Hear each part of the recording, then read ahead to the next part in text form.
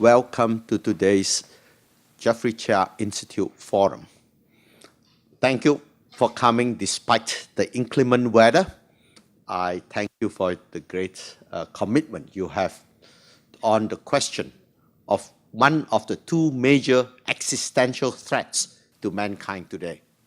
The two main existential threats are nuclear proliferation and climate change. So we're very lucky to have a speaker on the nuclear situation in North Korea. Professor Yoon is my old friend of 31 years. He had graduated from Seoul National, he was an undergraduate at Seoul National University, went on to serve in the South Korean Navy, and then went to Johns Hopkins School of Advanced International Studies, where he earned his PhD, and wrote one of the most cited articles in world politics. He worked at UC Davis for 3 years before called home to national service by Seoul National University, and he served as Minister of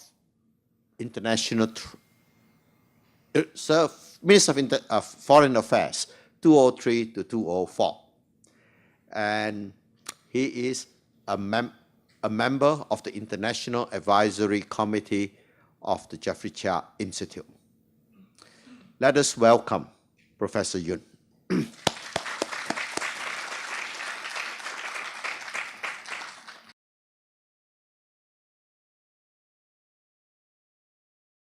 Thank you very much, Professor Wing-woo, for your very kind introduction.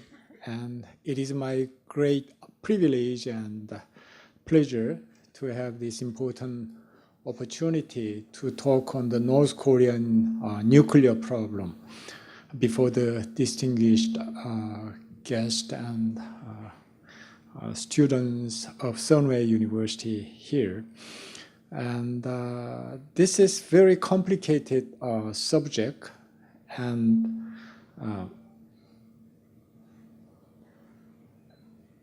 I am given about 50 to 1 hour to make presentation. And basically, what I'm going to say is based on my projection about what will happen. So it's a kind of my hypothesis, and that hypothesis may turn out to be true or false in coming months. So actually, instead of making, explaining, actually one of the main goals of mine is that to learn from your view through Q&A rather than make presentation by myself.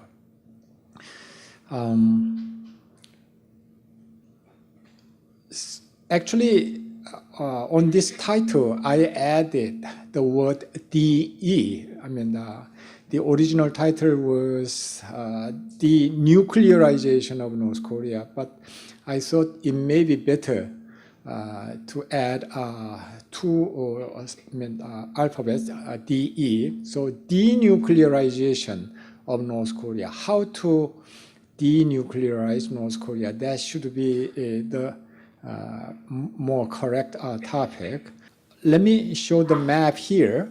You see in the center the Korean Peninsula surrounded by big powers. Of course, China. China is the second strongest economic power in the world. And it's a country of 1.4 billion population.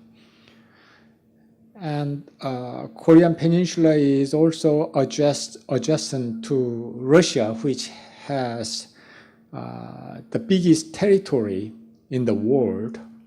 of course, its predecessor country, the Soviet Union, competed with the United States in the Cold War period. And we have Japan across the East Sea.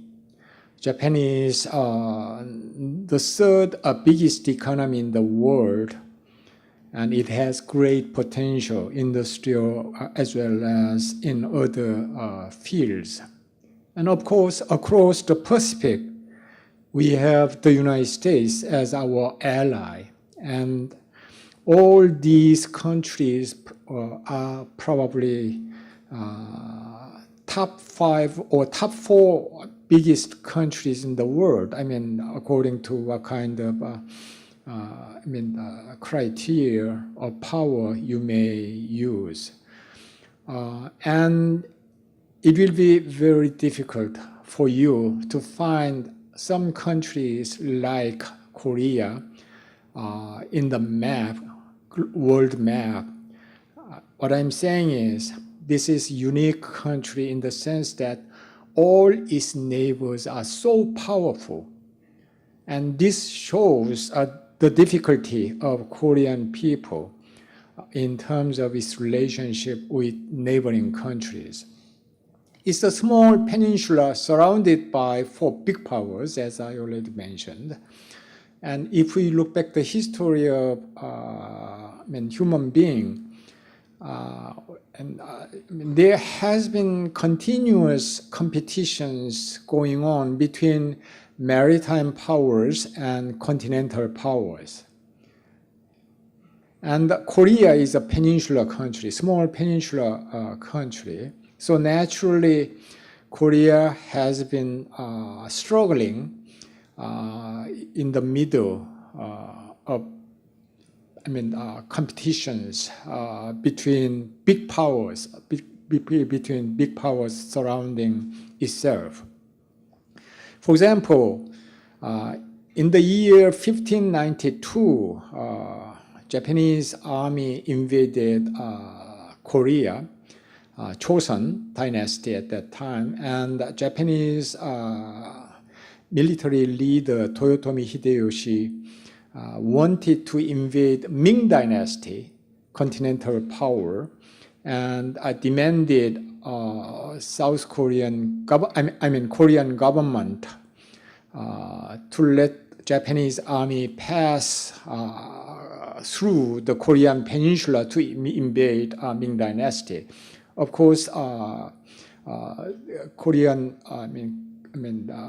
king at that time and his people declined to do so, and that was the beginning of a big war at that time. And Korea and Ming dynasty made coalition to confront Japanese invasion around that time. 3 years later, there was a Sino-Japanese war. This was the time of Western imperialism. And Japan could quickly adjust to the new situation and could modernize itself, strengthening its economic and political military powers. And 10 years later, there was another war, Russo-Japanese War, and all these 2 wars were between maritime power Japan on the one hand and the continental powers like China and Russia. Of course, Japan could win, and they defeated China and Russia in turn, and there was no more rival for Japanese political leaders when they wanted to occupy the Korean peninsula. So they occupied the Korean peninsula in 1910, and that kind of colonial rule lasted for 35 years. And the situation in 1945, that was another difficult time when competition between maritime power and continental power continued. And around August 1945, a lot of things occurred in Northeast Asia. US dropped an atomic bomb in Hiroshima and Nagasaki, and it was inevitable for Japan to capitulate. And only then Stalin, who continued to decline American request to join the Pacific War, suddenly declared war against Japan. That was just 2 days after bombing of Hiroshima. The Stalin advanced Soviet army so quickly southward, defeating the Japanese army in Manchuria and northern part of Korean Peninsula, that American policymakers were so surprised, and they thought that if that kind of rapid advance of the Soviet army toward the south, then the whole Korean Peninsula would be in the control of the Soviet Union in the matter of weeks.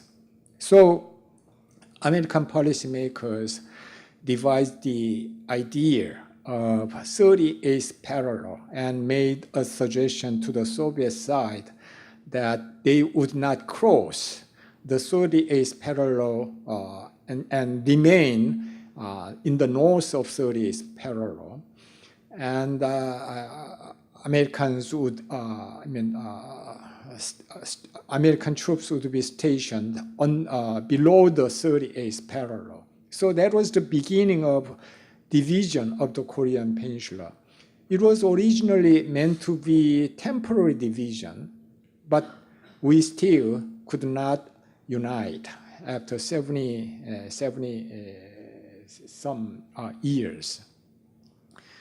And in the Cold War period, Korean War was another expression of competition, big power competition between continental power and maritime power. And there has been increasing competition going on between the rising power, China, a continental power, basically, and the established power, the US, maritime power, even nowadays. Especially after the financial crisis in 2008. And the current situation, let me briefly make some comments on the current situation about competition between big powers.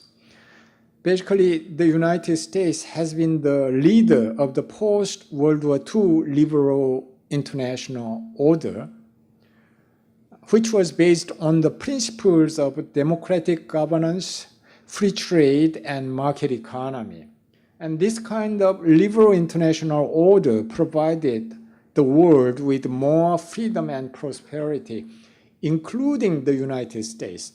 But President Trump tends to think that US national interest has been sacrificed because of this liberal international order, and President Trump is pursuing so-called America First policy, showing no interest at all in maintaining US leadership role in supporting liberal international economic order. There are two prominent examples. One is US decision to withdraw from TPP, and the other is from Paris climate agreements. So as a result of this policy of the United States, I think US relationship with its allies has been weakening. For example, US relationship relationship with NATO, NAFTA countries, and some Asian countries has been weakening more or less in the last 1 year, since the beginning of Trump administration. Economically, as we all know, President Trump is pursuing protectionist policy. For example, he decided to apply 25% tariffs on steel imports and 10% tariffs on aluminum imports. And this may ignite a international trade war. And all this contributed to the gradual weakening of the US influence, in my view. And China has begun to feel this leadership vacuum created by the US pursuit of protectionist policies and America First policies.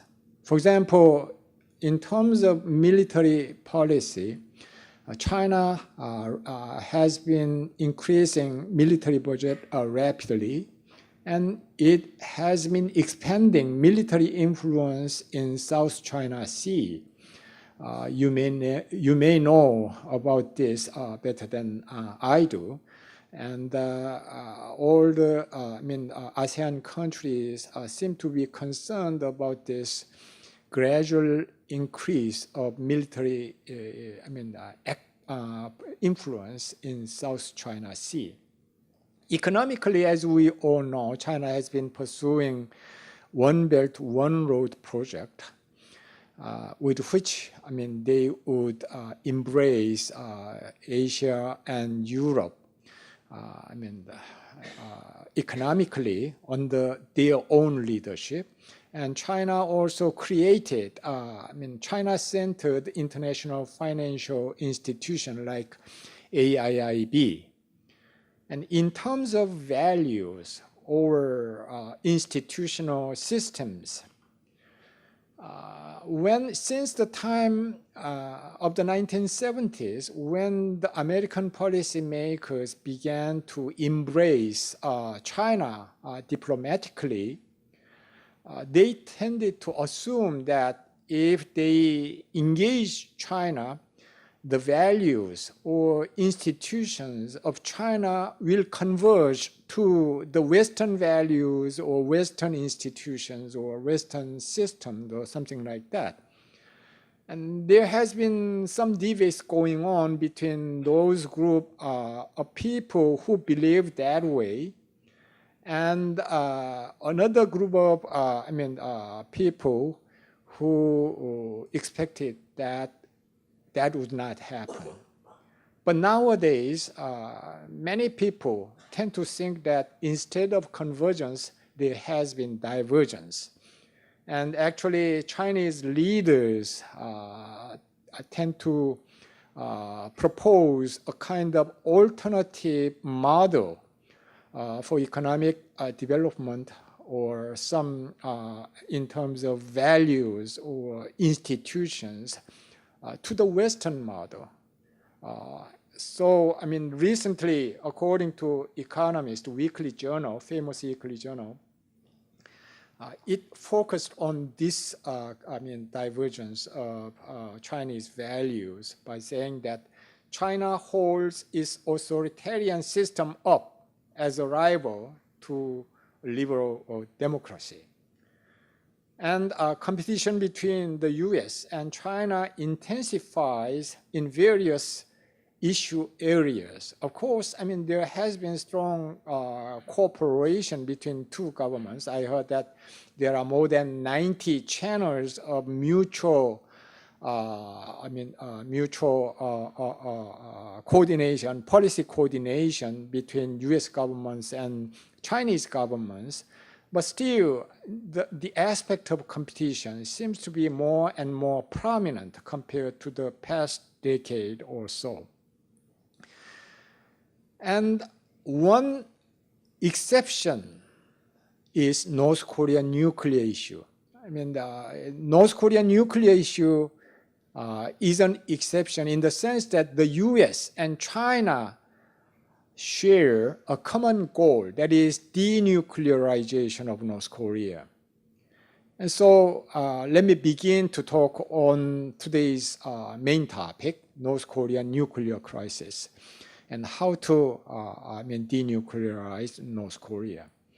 I think North Korean nuclear crisis began in the early 1990s, especially when the Soviet Union collapsed and the new post-Cold War order began in international relations. When the Soviet Union collapsed, the Soviet Union demanded North Korea to pay market price for their petroleum export.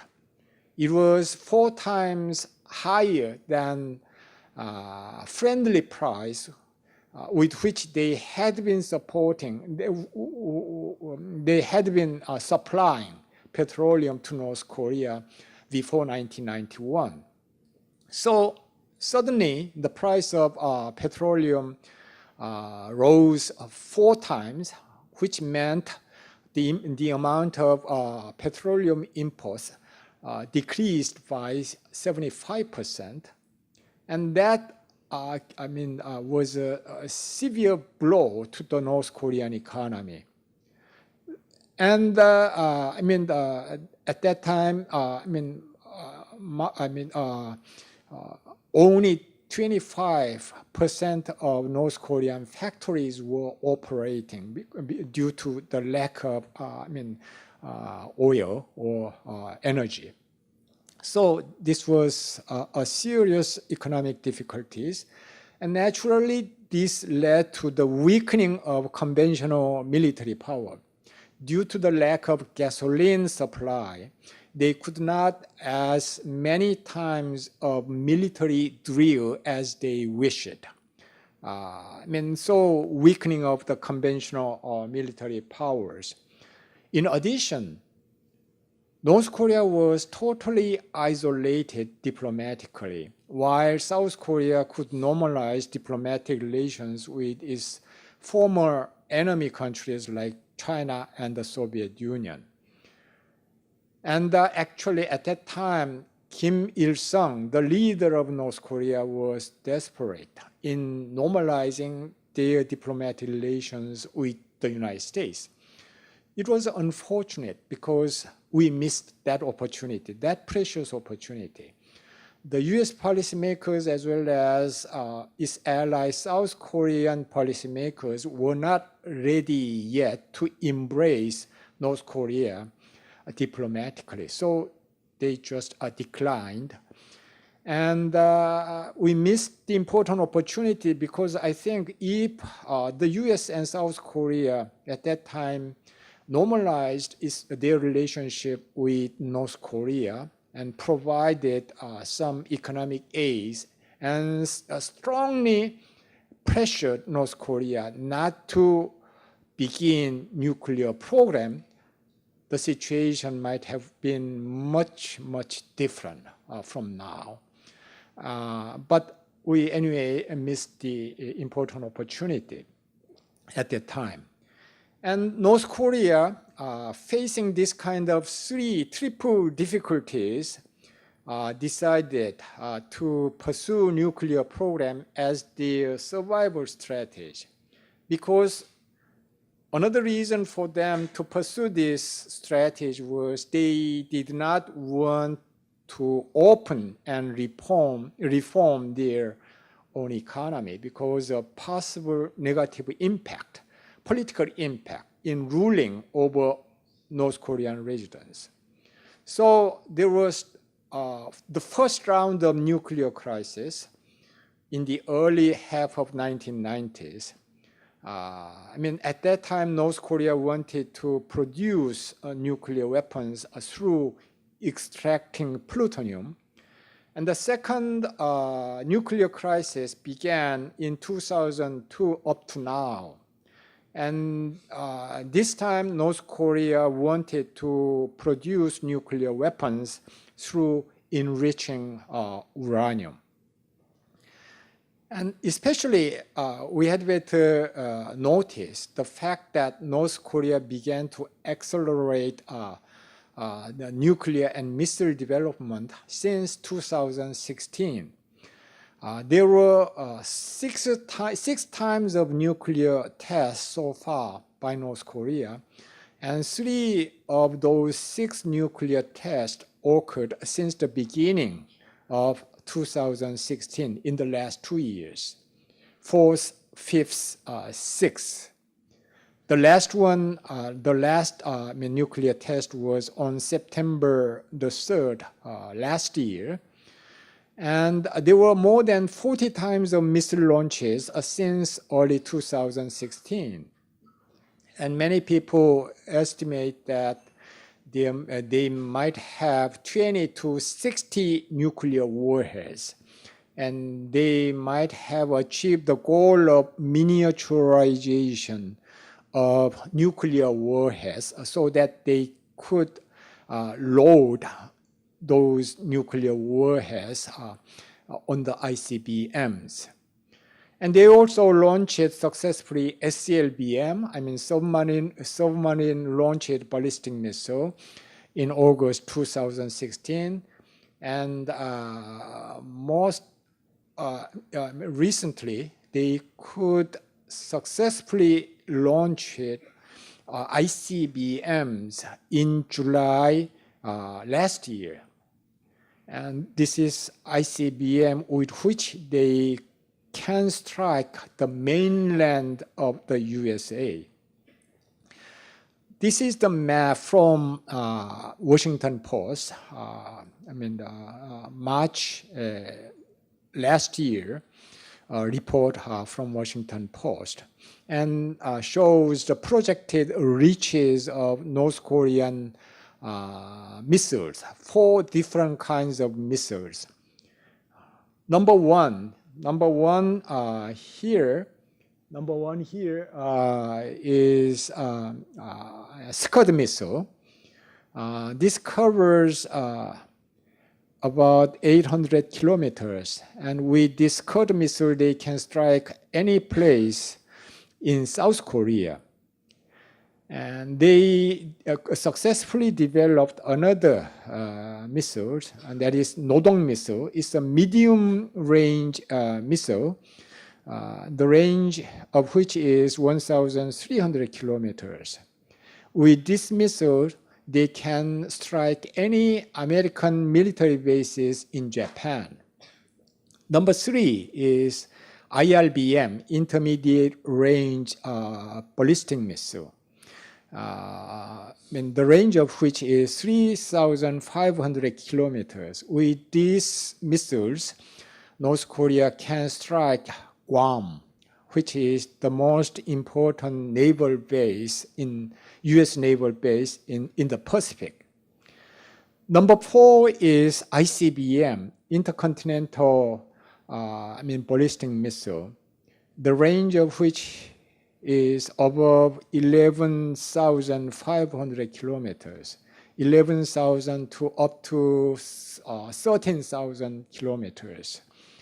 And they successfully launched these missiles July last year.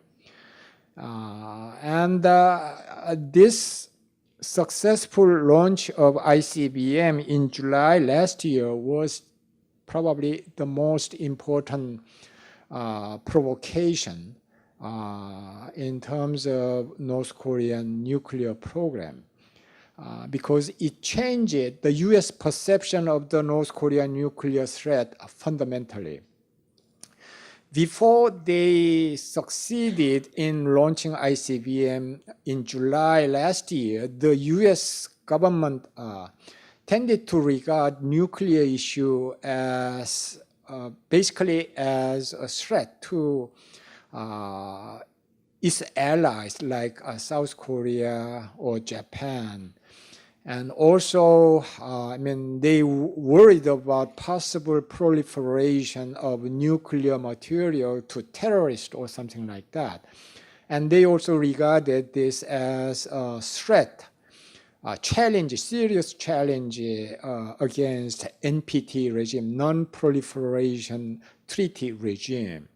But after the successful launch of ICBM last July, American policymakers began to perceive North Korean threat as the direct and urgent threat to the US national security. And they were very much surprised to find that North Korea could develop the ICBM technologies so soon. Originally, they expected that North Korea would be able to develop ICBM technologies in 3 or 4 years, but they just finished this last July. And President Trump ratcheted up the US pressure on North Korea economically and militarily. Then what are the intentions of North Korea? We can think of 2 different kinds of intentions. One is defensive, the other is offensive. Regarding the defensive intention of North Korea, basically many people quoted Kim Jong-un saying that he witnessed what happened to Iraq's Saddam Hussein and Libya's Gaddafi after they gave up their nuclear program. So he was quoted as having said that he would never give up nuclear program. So it's a kind of, defensive purpose. And he might have wanted to deter US intervention in a crisis situation in Korea.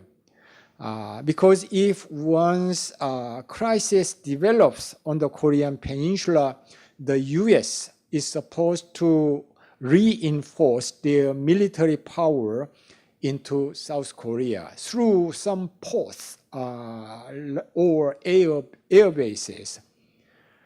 And they North Koreans wanted to be able to hit those ports and air bases in South Korea and also in Japan, also in Guam. That was the reason why they wanted to develop Scud missile, Nodong missile, or IRBM, Musdan missile. And what are the offensive intention of North Koreans that we can think of? Probably they may be wanting that they can become a country like Pakistan. For example, they may have thought that they can compel US with their ICBMs, nuclear ICBMs, to accept North Korea's nuclear status and to become like Pakistan.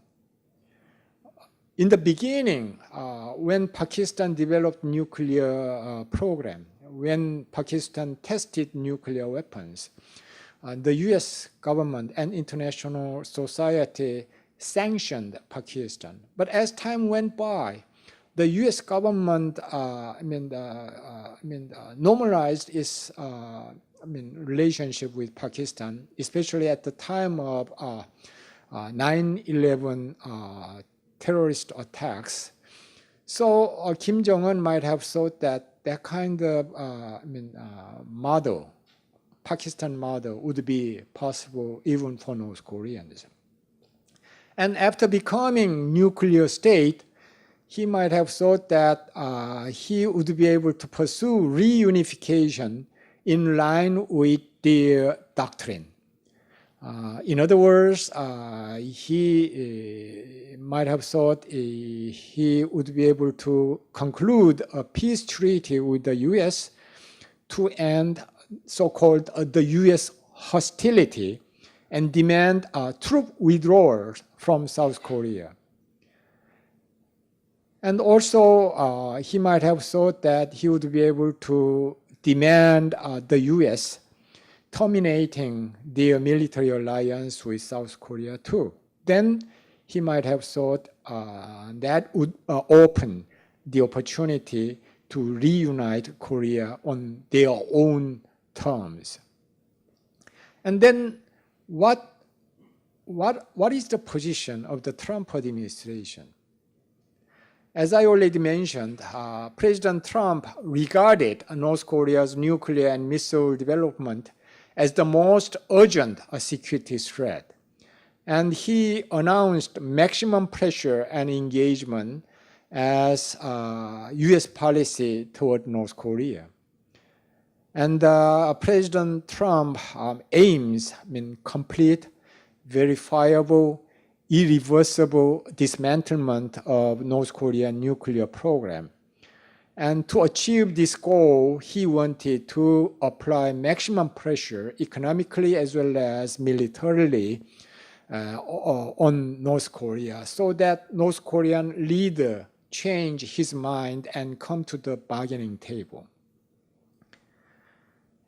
I think this scenario, CVID, achieving the goal of CVID would be most desirable scenario only if possible.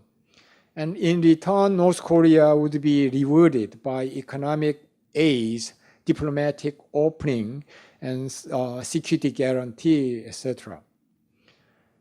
And let me briefly mention about what kind of tools the US had and applied. First, economic sanctions.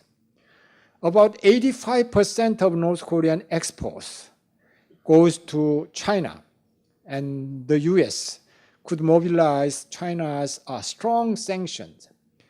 In the past, of course, China had been cooperating with international society in pressuring North Korea through UN Security Council sanctions, etc. But implementation was not that strong. So most observers concluded that economic sanction could not work. But last year, it was different. In one way or another, President Trump could mobilize full support of China in applying stronger economic sanction against North Korea. And we had better pay attention to the fact that the nature of North Korean economy has changed a lot since mid-1990s. We remember that they had huge difficulties at the time of massive famine. About 2 or 3 million people died around that time. And since that time, market mechanism began to gradually expand and deepen. And as the result of that, in the last 2 decades, the nature of North Korean economy became a kind of market economy, an open economy. Many people tend to think that North Korea is an isolated country and it has a very closed economy. That's not the case anymore. In 2000, their trade dependency was about 20%. Trade divided by GDP was about 20%. It rose in 15 years up to 47.7%. And world average is 57.9%. It is almost world average. It's a kind of open economy. And that's the reason why this economic sanctions began to work since last year. UN Security Council Sanction Resolution 2321, which was applied November 30, 2016, prohibited major items of North Korean exports. That was iron ore and coal. It was more than half of the North Korean export to China. And since application of this resolution 2321, North Korean economy began to be affected quite negatively. And other sanctions like 2371, 2375, 2397 followed, and economic sanction began to be strengthened further and further last year. And according to the estimation made by specialists of North Korean economy, more than 35% decrease of North Korean export was there last year. And this reduced 2% of economic growth. And I'm quoting, depending on the statistics made by a famous economist in South Korea, my close friend, Byung-yeon Kim, whose specialty is North Korean economy. He has been studying North Korean economy for about 2 or 3 decades. And last year, he published a very good book titled Unveiling the North Korean Economy. It was praised as a must-read for policymakers dealing with North Korea by the Financial Times recently. Anyway, according to his investigation analysis, foreign currency income was reduced by 1/3 last year. And if this trend continues this year, 2018, there would be 90% reduction of exports, which may lead to negative economic growth, -5% economic growth. And according to the specialists, North Korean authorities received a 7% rebate from the trade with Chinese firms, and about $350 million last year as rebates disappeared.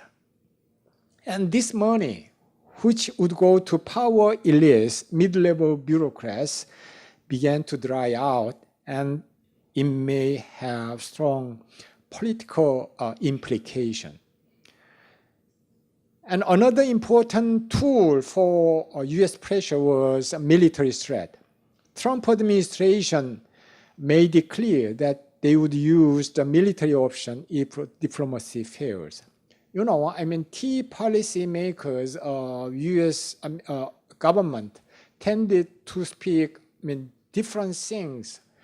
And many people were confused, and they didn't know what is the US policy toward North Korea. But one consistent and common theme coming out of their mouths was that if diplomacy fails, military option will be taken by the US government. And they sent that message consistently, continuously to the North Korean side. And the US also displayed often its readiness to use military forces by deploying military assets extensively near Korean Peninsula last year. For example, there were 3 aircraft carrier battle groups were deployed in April as well as in November. And one of the most advanced military, bomber, B-1B bomber, flight near North Korea a few times already. And the US government seems to have considered a bloody nose strike option seriously. And this bloody nose strike is one-time limited strike, so that North Korea would be frightened seeing the strong will of the US and change their minds. This is called so-called a bloody nose strike.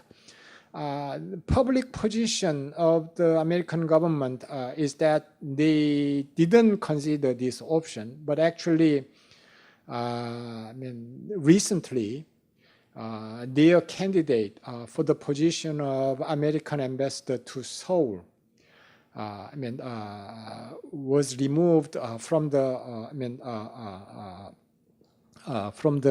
candidate position, from the candidacy because he opposed the idea of a bloody nose strike, which was considered by key people in the White House.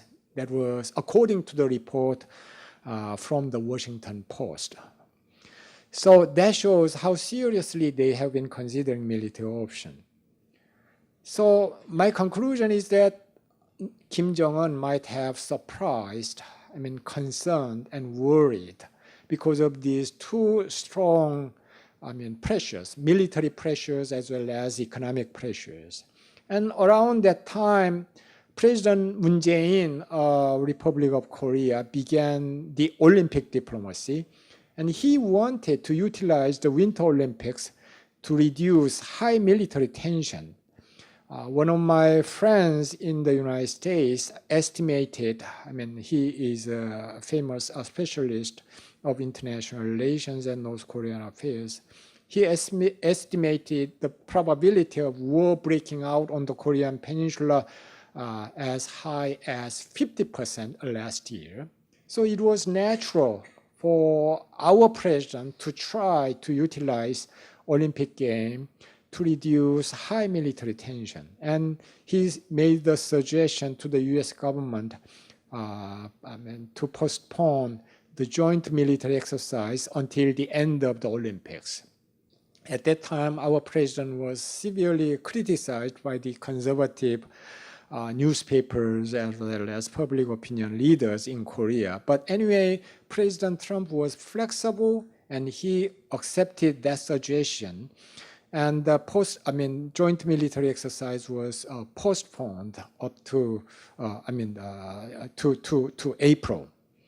And Kim Jong-un suddenly sent his top officials to South Korea, like Kim Yong-nam, nominal top leader in North Korea, Kim Yo-jong, Kim Jong-un's sister, Kim Yong-chol, top military leader, to contact key South Korean leaders during the Olympics. And South Korea sent a special envoy to North Korea to whom Kim expressed his intention to have talks with the US on denuclearization. This was done on March 5th meeting between South Korean envoy and Kim Jong-un. And this day, March the 5th, may be recorded as an important day in terms of North Korean nuclear diplomacy. And Kim Jong-un's new position as delivered to South Korea and the US was like this. First, North Korea will denuclearize if the military threat is eliminated and its security guaranteed. This is very surprising because Kim Jong-un never told that he would give up nuclearization. It was for the first time to explicitly announce that he would be willing to denuclearize itself if the military threat is eliminated and the security guaranteed. And the second message was North Korea wants a candid dialogue with the US on the issues of denuclearization and normalizing relationship with the United States. This is another very surprising statement. And third, while dialogue is continuing, North Korea will not have nuclear and ballistic missile test, kind of moratorium. And fourth, Kim said he could understand why the joint exercises must resume in April on the same scale as before. This is another surprising statement because North Korea has been always protesting very strongly against military exercise. But this was, kind of exceptional statement made by Kim Jong-un for the first time. And the fifth, two Koreas will have a summit in April in the Peace House, a South Korean building in Panmunjom, the Truth Village in DMZ. So there will be a third inter-Korean summit meeting in Panmunjom in April. And finally, President Trump, after listening to briefing made by Korean special envoys, agreed to meet Kim Jong-un by May. It was a kind of surprising decision made by President Trump himself on the spot. So, big turn in the history of nuclear diplomacy.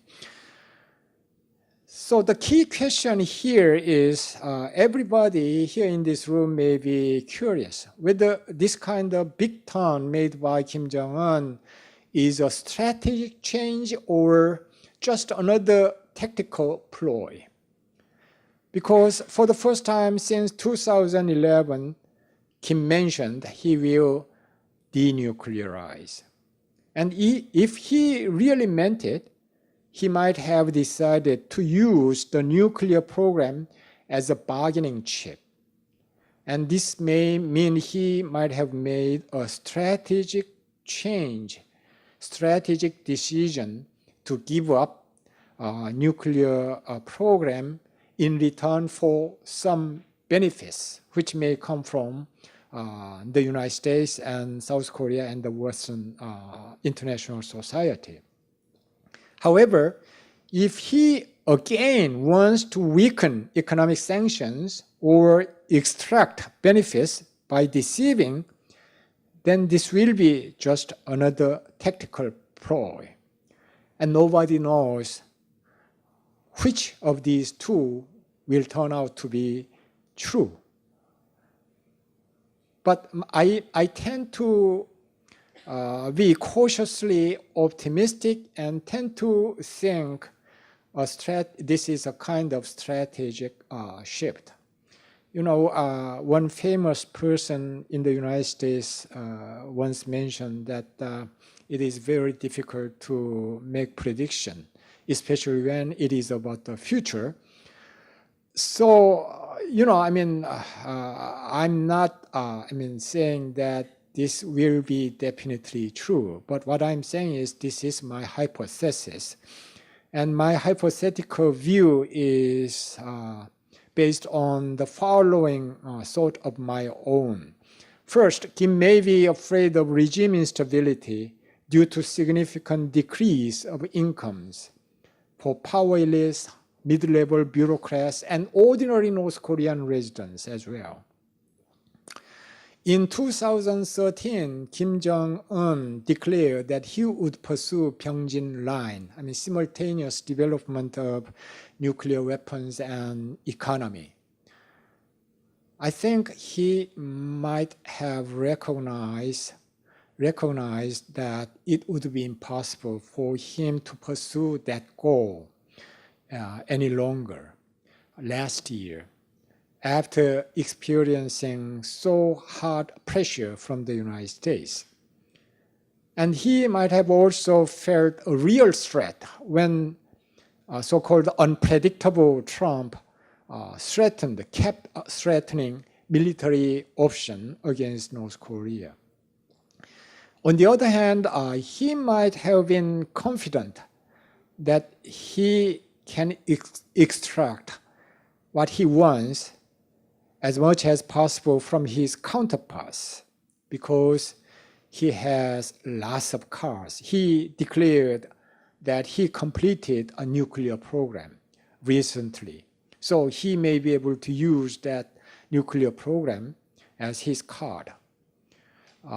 So that may be the reason why he might have changed his thinking on this nuclear program. And what are the key issues remaining? The first most important issue is verification. By having summits with Kim Jong-un, President Trump and President Moon will have the opportunity to explore Kim Jong-un's true intention, and it is better for them to meet him than not meeting him. And even if Kim Jong-un cooperates much.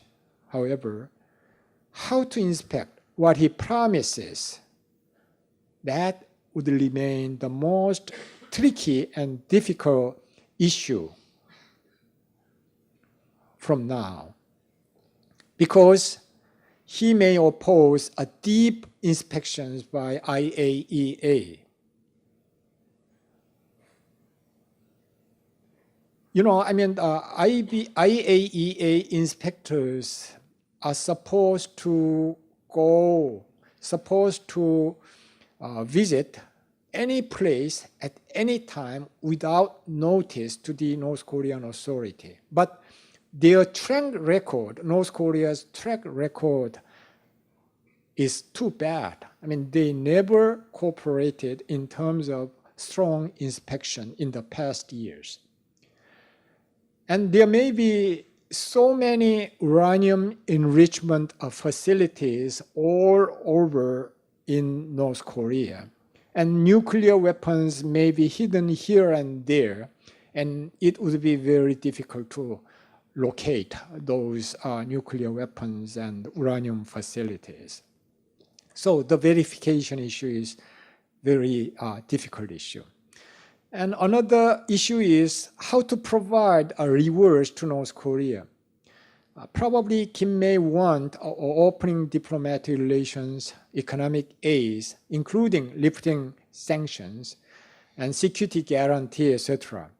And I think each step of North Korea's implementation of CVID should be strongly and carefully linked to the provision of returns to North Korea. And establishing a liaison office in Pyongyang and Washington may be considered as an interim stage for diplomatic opening. And finally, security guarantee issue. What does Kim mean when he said, if the military state is eliminated and the security guaranteed? What does he mean with these words? The key question is, will he demand withdrawal of US troops from South Korea or not? I think this question will be one of the most important indicators which may reveal the true intention of North Korean leader Kim Jong-un. Actually, Kim Jong-il, Kim Jong-un's father, told President Kim Dae-jung in June 2000 summit meeting that he would not demand US troop withdrawals. If Kim Jong-un, following his father's suit, does not demand withdrawal of US troops from South Korea, his intention may be trusted. But if he repeats the same request to withdraw American troops from South Korea, that may make us to be suspicious of his true intention. And the security guarantee, that should be probably provided by concluding a peace agreement. But this peace agreement is a very tricky issue, and there are lots of difficult problems. For example, timing. Whether a peace agreement should be concluded before the denuclearization or after the denuclearization, or simultaneously with denuclearization, or how many countries should be involved as the parties of peace agreement, something like that. Finally, what are the dilemmas for the US and South Korea? First, President Trump lacks experienced diplomats to prepare summit and negotiation. And they are supposed to have a summit meeting in May. And preparing that summit would be very, very difficult, especially because President Trump and his administration continued to weaken the State Department. And so many able diplomats departed U.S. State Department. And there are not that many diplomats who are experienced in dealing with North Korea. Recently, Secretary Tillerson resigned, and Mike Pompeo replaced Tillerson as Secretary of State. And what are the implications of this leadership change for negotiation with North Korea? For example, Pompeo is regarded as a very strong conservative person, and who once mentioned about regime change or something like that. And if he raised the bar too high, the probability of successful negotiation may be decreased. For example, if he raised the issue of human rights issue while dealing with this denuclearization issue, I think that would be not prudent. I think we need to deal with this nuclear issue first and then later deal with human rights issue. Mixing these complicated issues together would not be reasonable and prudent way of dealing with this problem.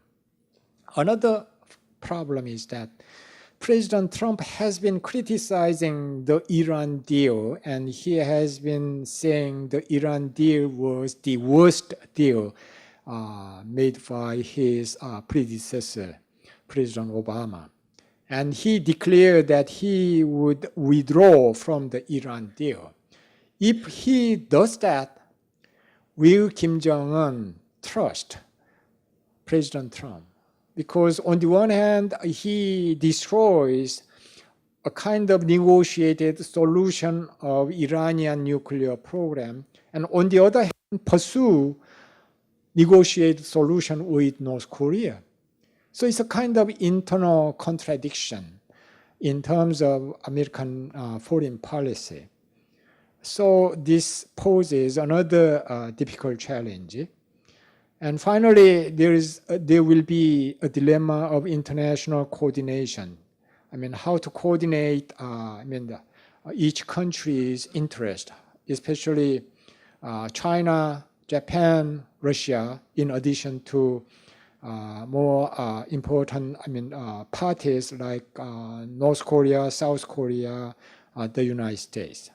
So I sincerely hope that political leaders in the United States as well as South Korea and international society will be able to handle this dilemma quite well, and sincerely hope there would be a successful summit meeting and negotiation and nuclear-free Korean Peninsula in the future.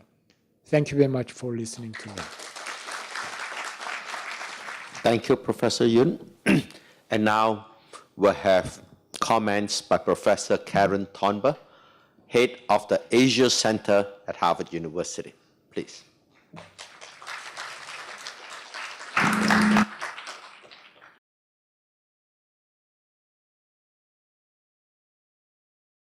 Okay, so thank you, Professor Yoon, for your most inspiring talk. I've been given about 20 minutes for my comments in response to Professor Yoon's talk. And of course, this talk was so rich, there's so much on which I could focus. But I'd like to spend my time this evening saying more about the key relationships and how they pose challenges to the denuclearization of the Korean Peninsula that Professor Yoon was identifying. So these relationships are South Korea and North Korea. Secondly, the US and the two Koreas. Thirdly, South Korea and China. And finally, a few words on South Korea and Japan. So let's think first for a few minutes about the relationship between North and South Korea. As Professor Yoon mentioned, over the last year, North Korea has been continuously raising the nuclear stakes by testing increasingly powerful weaponry. This led to concerns about war. Even South Koreans, who usually had not been as concerned about prospects of war as Americans have been, began to worry that the North Korean issue would escalate into war. And also playing a large role in South Korean concern was the unpredictability of Trump's response, especially his belligerent rhetoric, terms such as rocket man, other insults, made uncertainty the only certainty. And you'll see in the relationships that I describe here briefly this evening, really uncertainty is the only uncertainty in all of them. But as Professor Yoon also mentioned, from January of this year, relations between both Koreas have somewhat surprisingly dramatically improved. Despite months of escalated bellicose rhetoric, North Korea suddenly expressed a desire to participate in the Olympics. South Korea's invitation to North Korea to the Olympics was considered an olive branch of sorts. Gestures such as marching together in the opening ceremonies were considered symbolic successes. Now, there was some controversy surrounding North Korea's participation in the Olympics. For instance, the integration of the South Korean women's hockey team, which was considered a symbolic gesture, but caused much frustration and resentment from South Korean hockey players who were left off the team to make way for what they argued were less qualified North Korean players. But by the end of the games, it seemed that this resentment had been alleviated to some degree, or at least that's the implication or the impression that the media left us with. Perhaps this resentment was just carefully buried, I'm not sure. Now, as Professor Yoon mentioned, President Moon met with Kim Jong-un's sister, Kim Yo-jong, during the Olympics and also in the presidential residence in Seoul. So Kim Yo-jong was the first family member of the ruling North Korean family ever to visit South Korea. And Kim Yo-jong extended an invitation to President Moon to visit North Korea. Of course, in early March, there was also a surprise announcement that South Korea and North Korea would hold a summit meeting in April at Panmunjom on the border of North and South Korea. Now, the building in which this summit would take place, the so-called Peace House, is actually on the South Korean side of the village, meaning that Kim Jong-un would be the first North Korean leader on South Korean soil. Let's think for a moment here about North Korea's announcement of its desire, supposedly, to denuclearize. As Professor Yoon pointed out, there's so much skepticism about this move, since North Korea had previously announced its intentions to denuclearize, in past years, but it obviously failed to carry out this intention. On the other hand, some have argued that hardline American attitudes had caused North Korea to maintain possession of nuclear weapons as a defensive measure. Still, in general, I think it seems that many are wary that this could just be one more iteration of a cycle of North Korean diplomacy in which it de-escalates and engages in conciliatory rhetoric, but soon thereafter escalates again with belligerent rhetoric and military threats. However, others have argued that there's a real historic component to this. The direct interaction of North and South Korean heads of state for only the third time in history after Kim Dae-jung and Kim Jong-il in 2000 and Roh Moo-hyun and Kim Jong-il in 2007. That this meeting would take place in Panmunjom on the border instead of in Pyongyang. And, of course, the potential meeting between Trump and Kim that I'll get to in a minute. These factors have all raised hopes that this time might be different. So those are a few extra comments on North and South Korea and their ever-changing and ever-uncertain relationship. I want to turn now to the United States and the two Koreas.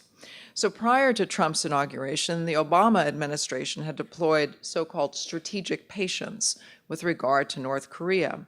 The U.S. and North Korea had seemingly reached an agreement in which North Korea would temporarily cease missile tests and uranium enrichment and would allow inspectors into its nuclear facilities in exchange for food aid. This all happened in 2012 in what was called the Leap Day Agreement due to its announcement on February 29, 2012.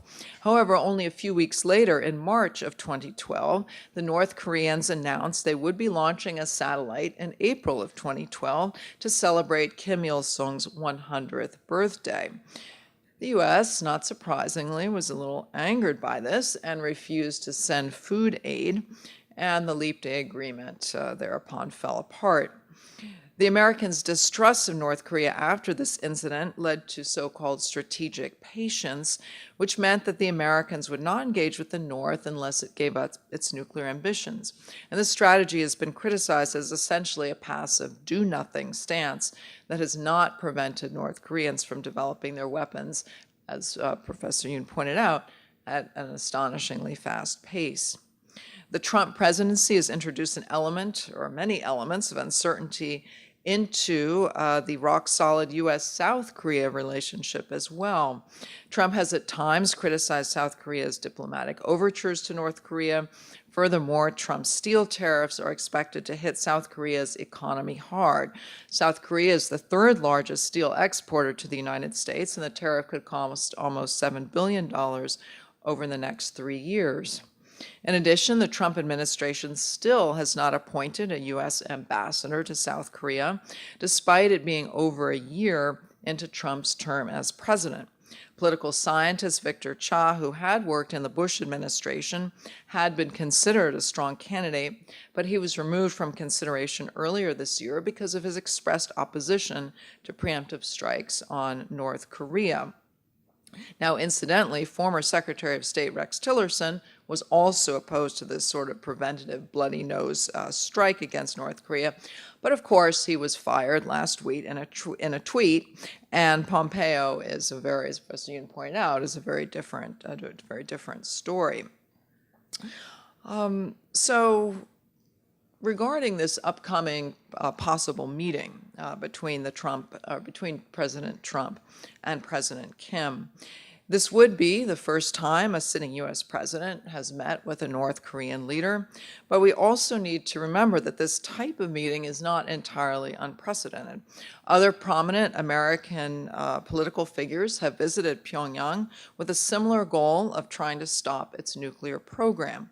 And I'll just give these examples here. The first example was former President Jimmy Carter, who made history as the first former U.S. president to visit North Korea when he went there in 1994. He visited for 4 days, and during that time, he had a meeting with the then North Korean leader Kim Il-sung.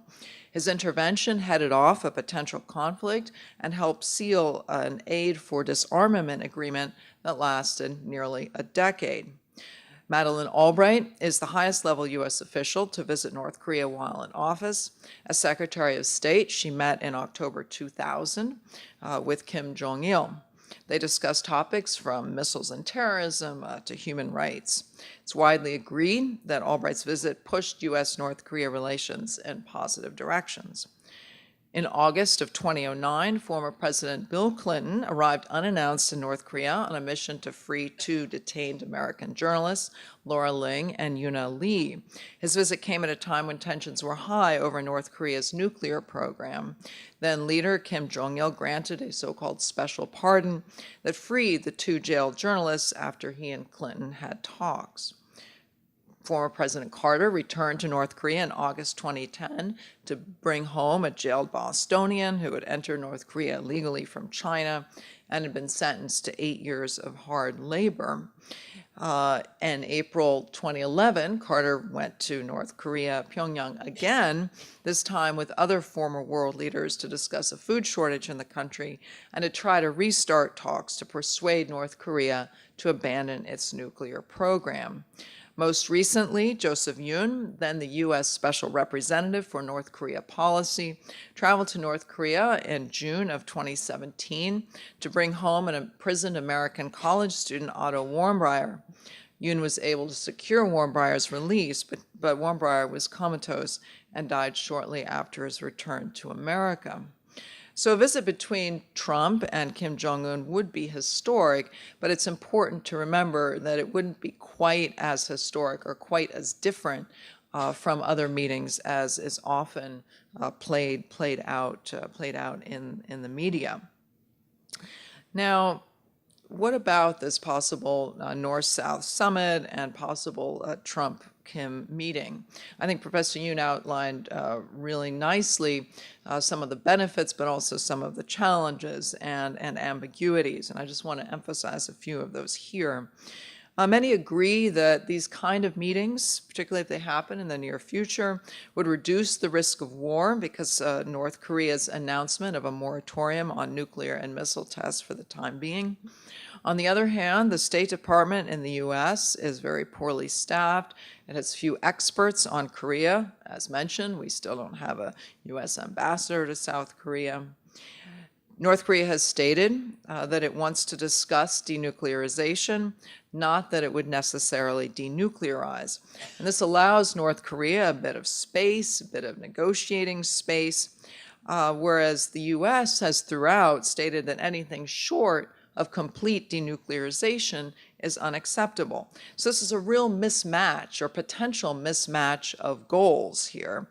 And some have argued that this mismatch of goals, this mismatch of objectives, runs the risk of re-escalating tensions because both the U.S. and the North Koreans could state after these meetings that the other side was negotiating in bad faith. They could cut off negotiations and re-engage in belligerent rhetoric, or much worse. The location of the meeting between Trump and Kim Jong-un has yet to be determined. It's very unlikely that Kim would go to Washington, D.C.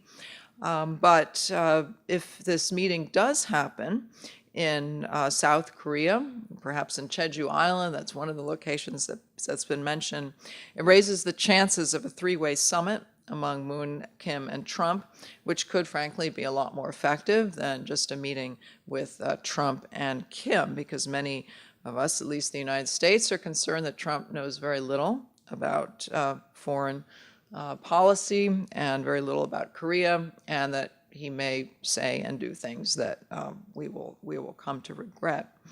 Adding another level of uncertainty to all this is, as I mentioned, Trump recently fired Rex Tillerson as Secretary of State. He's replacing him with Mike Pompeo, who is director of the CIA. So in other words, State Department expertise, or so-called State Department expertise, has been bypassed now for the CIA. Tillerson was known to be more in favor with negotiations for the North, whereas, as Professor Yoon mentioned, Pompeo is known to be far more hawkish.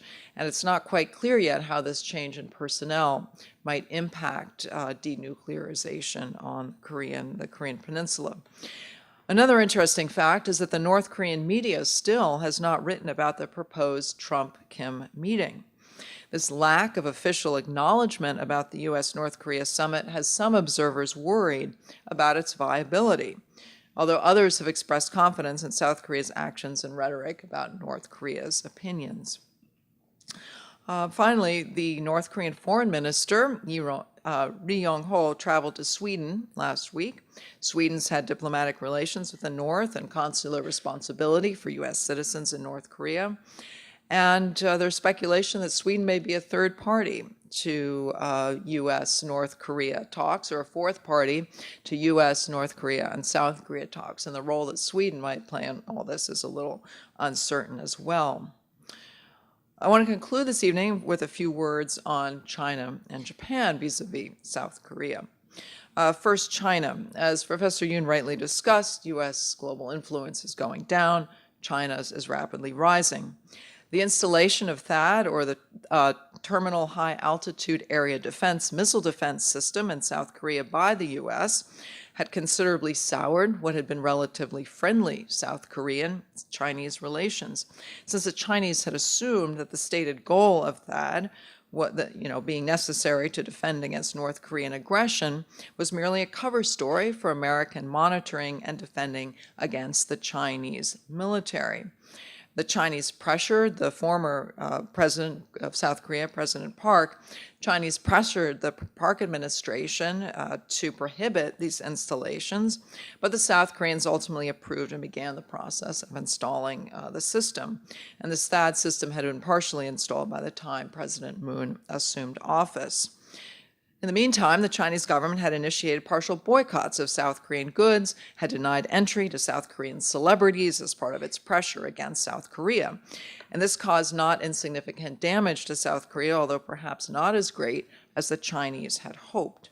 In November of 2017, President Xi Jinping of China and President Moon of South Korea both announced a desire to repair the South Korean-Chinese relationship, and it's been improving ever since. South Korea has assured China that THAAD would not threaten Chinese strategic interests and promised not to install further systems or other types of American missile defense systems. The relationship between South Korea and China is improving. This THAAD system had become a key domestic issue in South Korea as well, since the Park administration had selected sites unilaterally without consulting the residents of those targeted sites. So there have been protests in South Korea. So there are all these other factors that are potentially complicating factors when you have South Korea and China perhaps not seeing eye to eye. And finally, there's a situation with Japan and South Korea's sometimes contentious relationship with Japan. It's unclear how these tensions might affect negotiations with South Korea.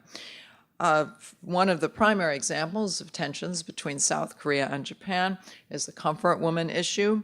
As you might know, South Korea and Japan made an agreement regarding the comfort women issue in December of 2015, in which the Japanese government agreed to contribute to a fund set up by the South Korean government to support comfort women survivors, while both sides agreed this is the final and irreversible, and that no further debate would be carried out between the two governments. And by comfort women issue, I mean the issue of Japanese women, Japanese military using Korean women primarily as sex slaves during World War II. And this didn't just affect Korean women, but of course, Chinese women, Japanese women, and women in Southeast Asia.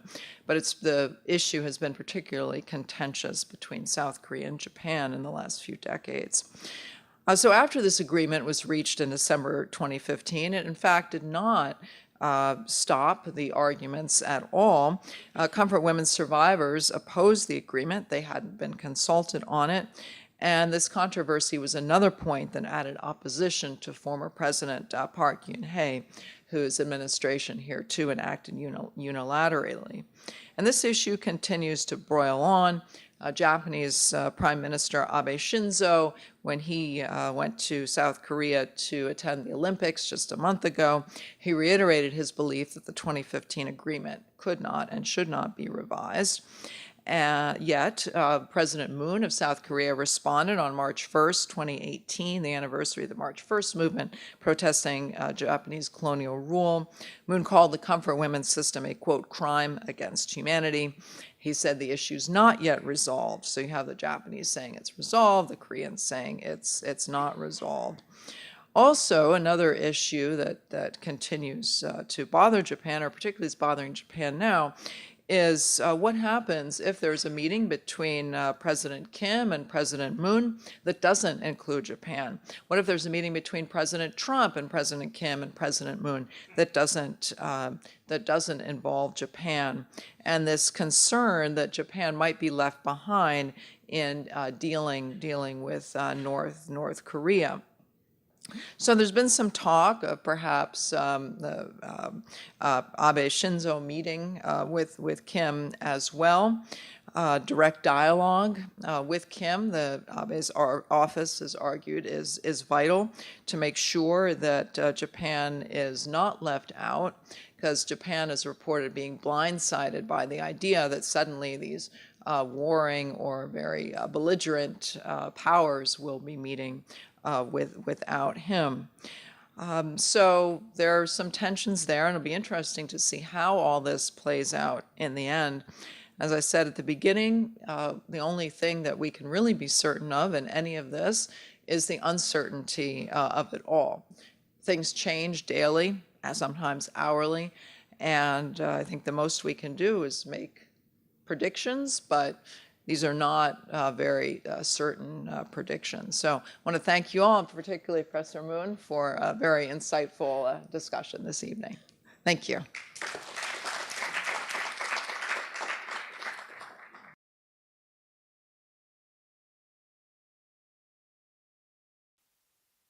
Professor Yoon, would you like to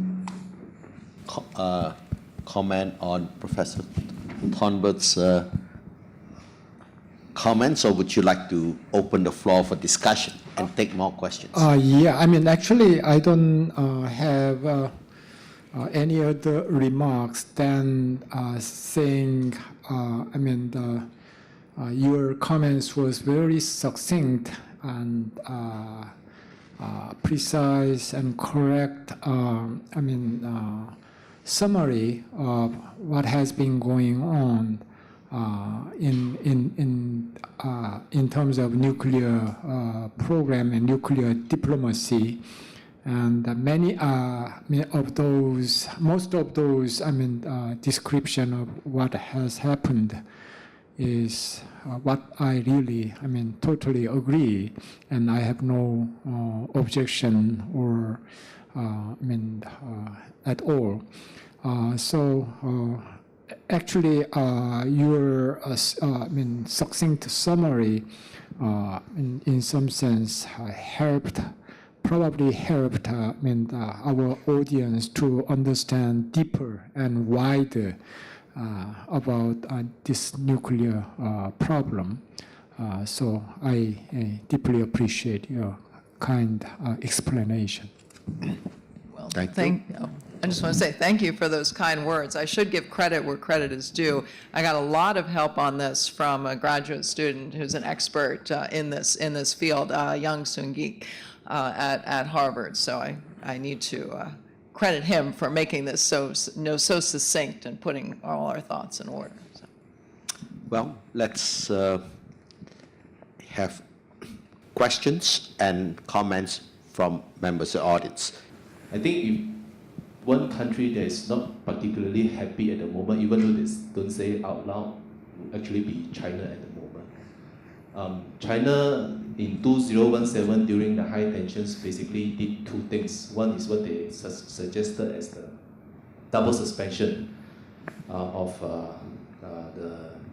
the missile test, and then on the other side is the exercise. The other thing is to work with Trump actually, even though not to the extent that many people that they are sincere, but they did do in terms of enforcing the sanctions and everything. And this, as you mentioned in the discussion just now, contributed to the economic problems in North Korea. So China felt that probably it's justified to feel that they play a large role in helping the situation. But what is happening today is it's not getting any credit. What is happening since January is essentially what China called double suspension, but basically people talk about Olympic diplomacy. It's not getting any credit. It's not getting any reciprocal appreciation from Trump. Trump is launching trade war instead, not giving it any credit about China's help in forcing North Korea to change. And China basically gained a lot more distrust and alienation from North Korea at the moment. North Korea probably would be happy to meet with Moon, Trump and Abe, but not Xi. So, and in North Korea's move to have a more positive relationship with US, I think one large consideration is for North Korea is to actually try to go against China's interest in that sense. So I think uniquely South Korea is in a position to assure China that its interests will not be undermined. North Korea, I think, actually hates the Chinese the most among all the powers. Despite what people call them allies and friends, but they're just in a very bad situation. So I'm just wondering whether my comments resonate and what kind of reassuring role South Korea can play in terms of helping China to get on board on this one. Thank you. Thank you very much. I think it follows up on the question about China, and in the last maybe half hour in the comments from Professor Gerber about the sort of variable geometry in the region and need to include all the different well, the different countries in Northeast Asia. But there was a previous structure that involved all these 6 countries, which was the 6-party talks. And so is that something that you see as a way of ensuring that instead of this sort of almost ping-pong style of one country talking to another, and it's sort of them carrying messages and so forth, is there any demand? Would there be any benefit re-institutionalizing a 6-party setting? Thank you.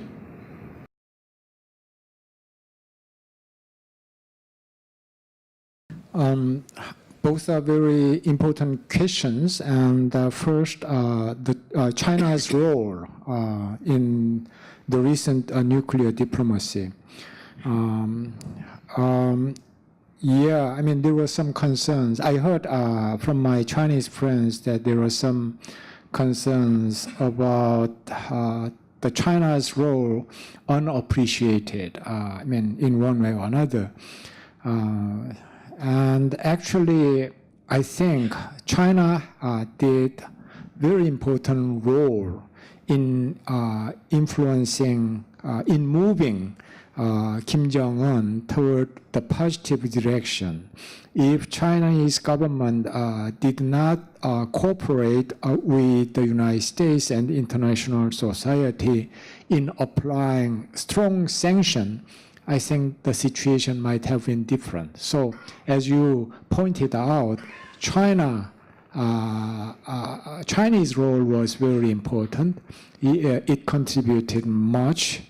But I think in one way or another, President Trump wanted so much to make himself as the main contributor of changing the minds of Kim Jong-un in one way or another. So President Moon, I guess, didn't have chance to express his appreciation to the role of Chinese leaders or something like that. So it's a kind of strange situation, but everybody who studied the past nuclear diplomacy, they will admit the important contribution of China in applying much stronger sanction against North Korea. And from a medium and long-term perspective, I think the Chinese leader and Chinese people don't have to worry, because they were a directly related party to the Korean War, and if some agreements, like peace agreements, is made, probably China will become the party which should be included in one way or another.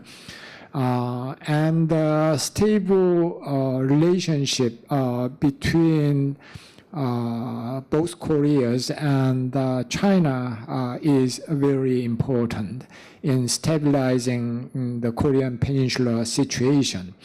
So I think sooner or later, China will become, its role will become important. And I mean, China has been arguing for double suspension.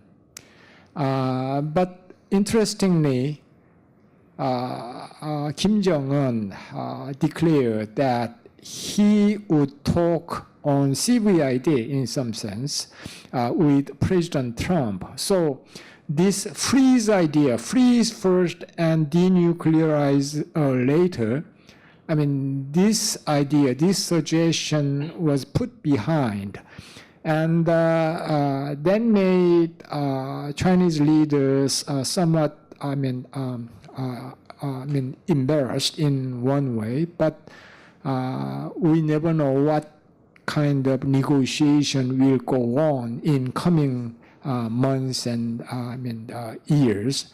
So I think we had better wait and see what happens.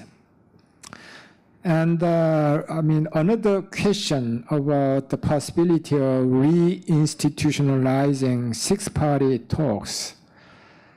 Well, I don't know. I mean, whether how much President Trump considers, this six-party talk mechanism important and relevant. My perception is that he doesn't buy this, idea that much. He, emphasizes the importance of bilateral deal, bilateral negotiation. So probably he may regard direct bilateral bargaining and negotiation with North Korea the most important thing, most important agenda. And then probably in the next stage, he will recognize the necessity to mobilize or to demand cooperation of other countries, other partners like China, Japan, Russia, or something like that. So, frankly, I don't know whether this six-party talk mechanism will be reinstitutionalized or totally different format will be pursued by the U.S. government and some other countries. Yeah. Would you like to add something? Yeah, just very briefly. I mean, I agree with Professor Yoon. I think in the case of China, what's really struck me, in addition to what Professor Yoon mentions, is China's real fear of what would happen if North Korea collapsed. I mean, look at the way China has treated those escaping from North Korea. And if it catches them, people escaping in China, China sends those individuals right back to North Korea.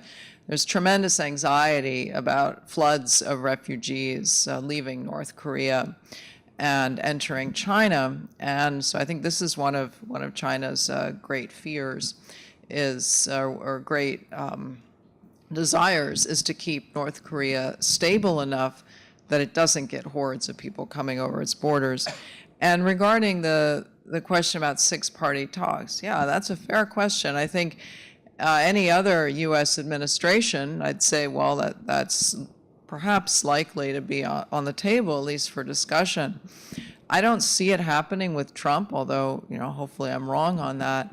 But as Professor Yoon mentioned, Trump is so repetitive on his emphasis for bilateral talks, even in places where bilateral talks make no sense, such as with individual countries of the EU. He wants to be seen as a hero, and he wants to be seen as the person who was able to convince North Korea to denuclearize. And I don't see it happening under Trump, but I hope I'm wrong about that. Yes, I'm Eric Pang. I'm a youth communicator for a World Without Nuclear Weapons. I've been appointed by the Japanese Foreign Ministry to task this disarmament and also non-proliferation task in 2016. My question to the floor is, professors, what do you think is the probability, since US allies such as South Korea and also Japan are refusing to sign the nuclear arms ban treaty?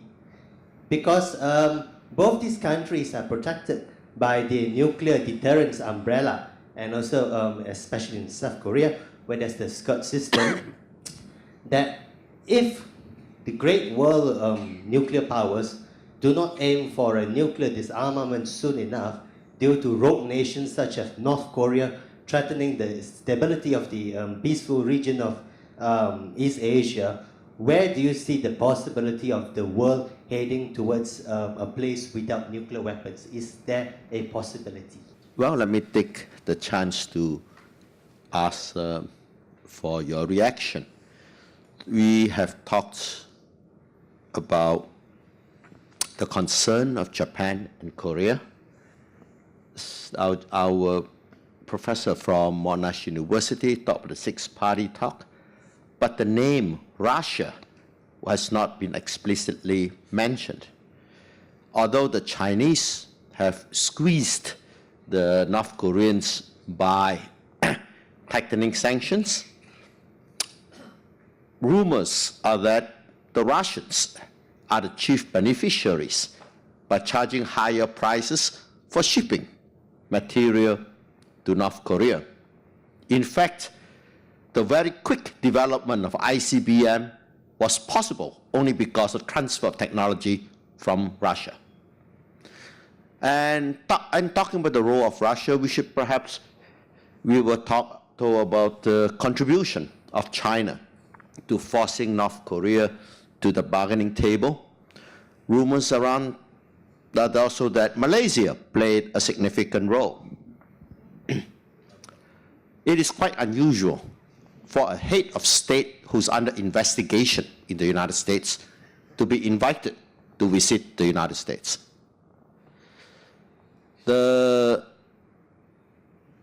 It's also unusual that North Koreans can freely visit Malaysia with no visa. It appeared that Malaysia was a major destination of re-export of goods to escape sanctions.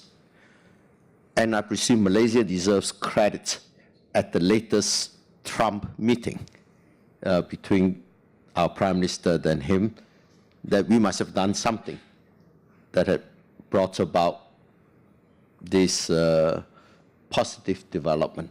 So if one were to thank the Chinese, I presume a bow of acknowledgement to Malaysia.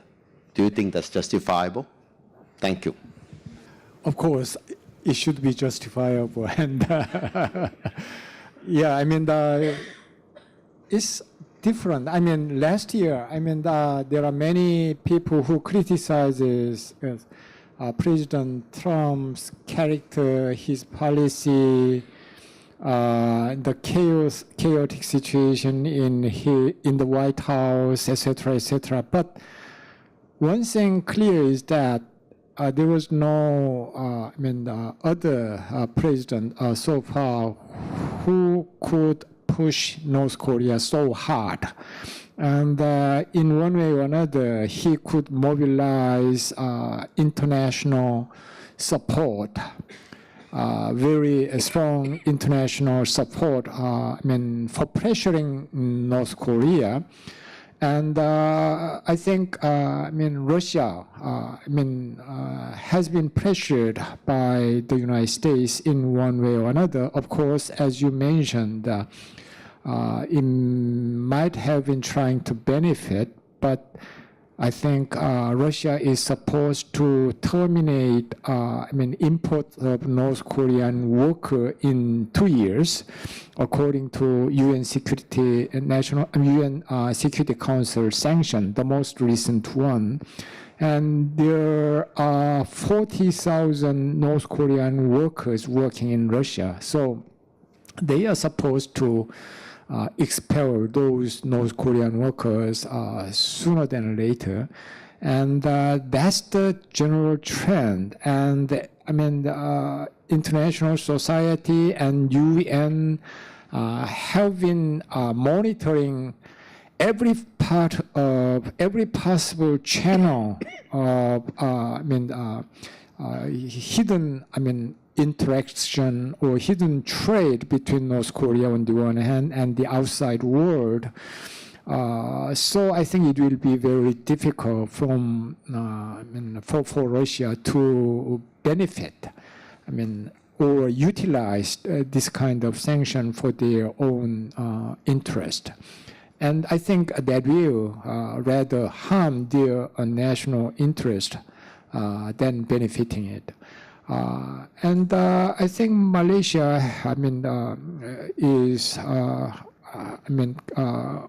a strong member of international society, favoring denuclearization of North Korea and stability and peace in East Asia. So I think, they will continue to cooperate with, international society in terms of pressuring North Korea to denuclearize. And I'm positive regarding that. Another question was nuclear arms ban treaty. Yeah, that's an important point. But Northeast Asia is a strange part of the world in the sense that they depend on each other in terms of economic interdependence. However, there are strong sense of nationalism, and they compete against each other. China, Japan, South Korea, all those countries are having trouble with, its neighbors in the last several or more than 10 years. And if North Korea arms itself with nuclear weapons, countries like Japan and ROK will probably have to consider nuclear option for their own national security. Of course, we know that North Korea is very, a small, narrowly condensed area. If both Japan and South Korea become a nuclear state, it will be probably the most dangerous part of the world because they are so close to each other. And there will be no 30 minutes notice time, for example, if China launches missiles toward the United States, the US will have 30 minutes of time with which they can launch anti-missile weapons or something like that. But among those countries like China, Japan, South Korea, or even Taiwan, if they arm itself with nuclear weapons, they are so close. So it's a matter of 3 minutes or 5 minutes or something like that. There would be no time to respond. Despite that kind of danger, policymakers in those countries tend to think in very short term about their national security, and they vividly feel the threat of North Koreans in that way. So regarding your question, when these countries will sign a nuclear arms ban treaty, I don't know. That's a very difficult question to answer. Okay. I find the exposition by the two speakers extremely useful. But at the same time, if I were Trump listening to this, I would be utterly confused.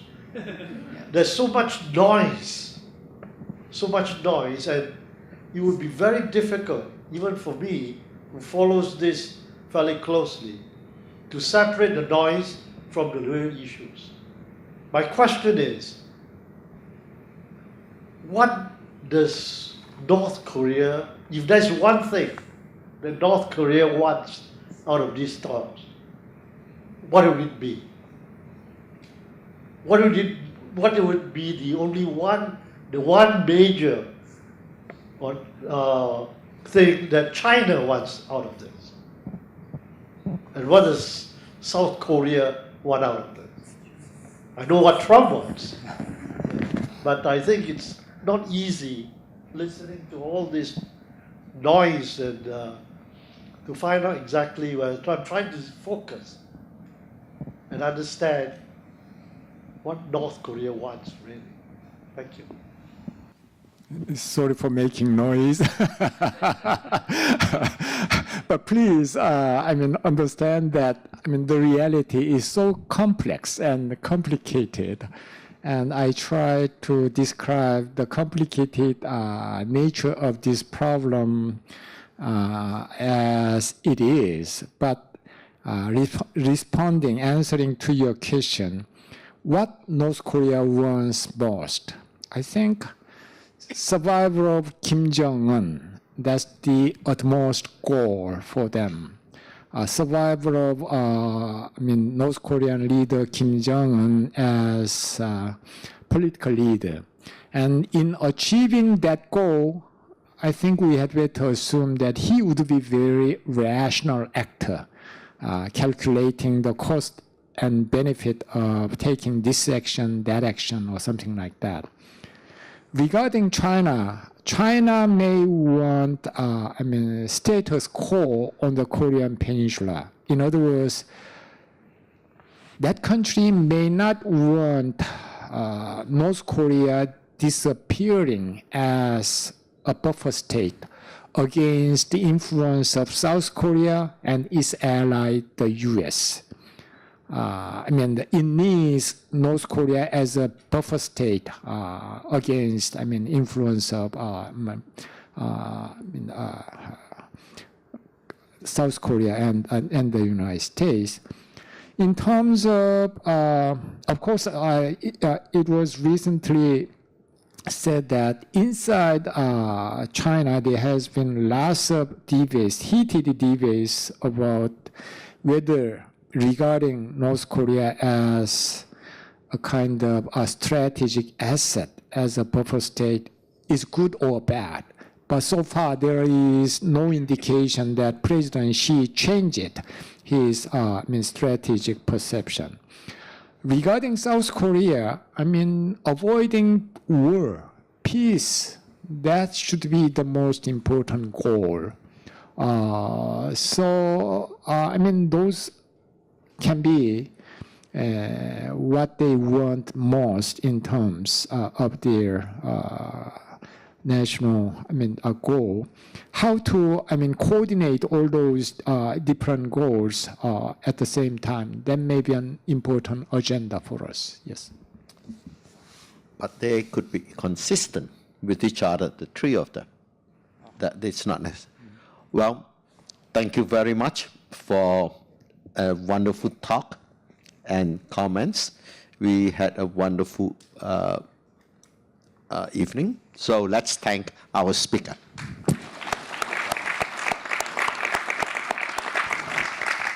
Well, have a good evening, everybody.